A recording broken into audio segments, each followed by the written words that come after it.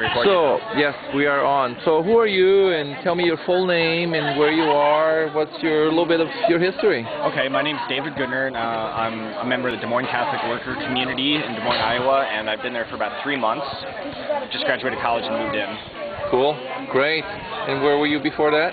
I was a student at the University of Iowa in Iowa City, Iowa. Great. So this is your first Sugar Creek?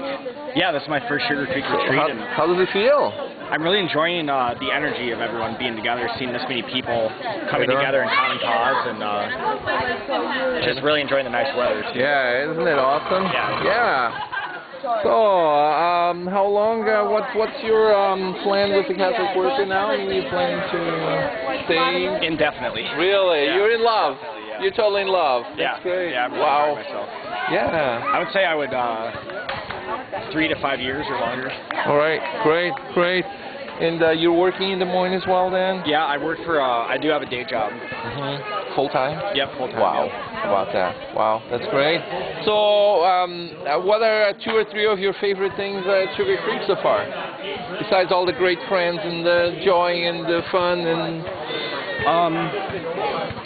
I think the workshop on the alternative economies, and I guess they called it distributivism, was really, really good. The beer is cold. I like cold beer. All right. And just meeting people.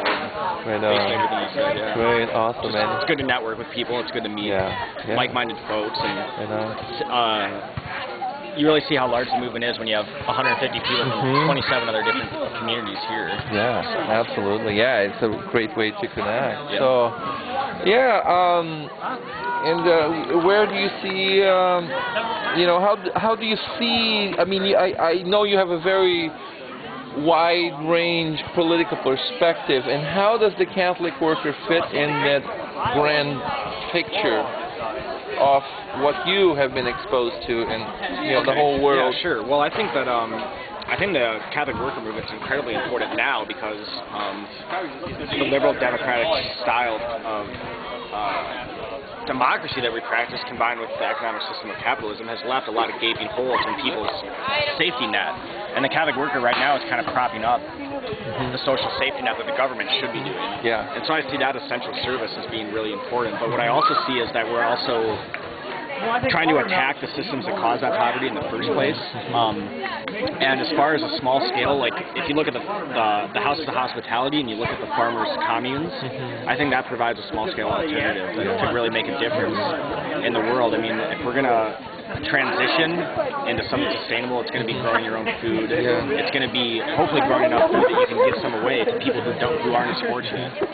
And really working together in local decentralized systems and small d democracy to get And what would you say now in 2009, in the fall of 2009, what would you say are some of the bigger issues that are weighing the heaviest, not only to us in Iowa and the U.S., but the whole world? Well, I think in the U.S. the healthcare debate is by far the biggest issue. That's where all the attention is right now. And I think the economy also is. The bank bailouts, the upward concentration of wealth, job loss, retirement loss, the popping of the housing bubble, the subprime mortgage crisis. Those are major definitional issues of our times that aren't going to go away anytime soon. And of course, I got into this movement because of the war in Iraq, and of course the wars in Afghanistan and Iraq and the Israeli occupation of Palestine are definitely related to those as well. So. Yeah. I mean, I know a little bit of the history of the Catholic Worker. I used to be in Des Moines. It's almost impossible for any Catholic worker to like any president because there's so much to criticize always, and it will be forever that way. But how do we? In what kind of perspective do we put Obama right now, with about 7-8 months of his tenure, compared to the recent past, and so on? Well, I guess the way the power structures are set up in this country now, he's more beholden to corporate interests than he is to the will of the people, and I think his decisions and his policies are showing that. The corporations are benefiting and regular people are not. Is that necessarily his fault? I don't know, because I think, again, it comes down to power dynamics, and if we want to make him act differently, we have to shift the power in our favor, which means organizing, which means coming together as groups and taking action. It means strategizing. It means more houses of hospitality, more people involved, more farming communes, more direct actions, more Sugar Creek retreats. Right on. I know we could probably talk about this issue, and we're going to shift gears totally here to Israel.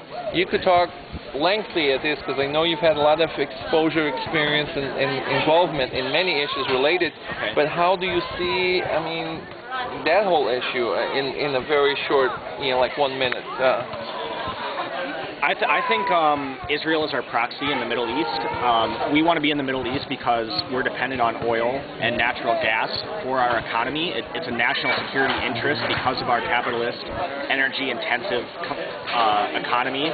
And we support Israel with billions of dollars a year in military aid and gloss over their atrocious human rights record because our support for them pays dividends in the form that we have more access to oil and the strategic economic interests that we have in the region. Great. Well said, David. Thank you so much, David. Sure. All right. Thank you. Great.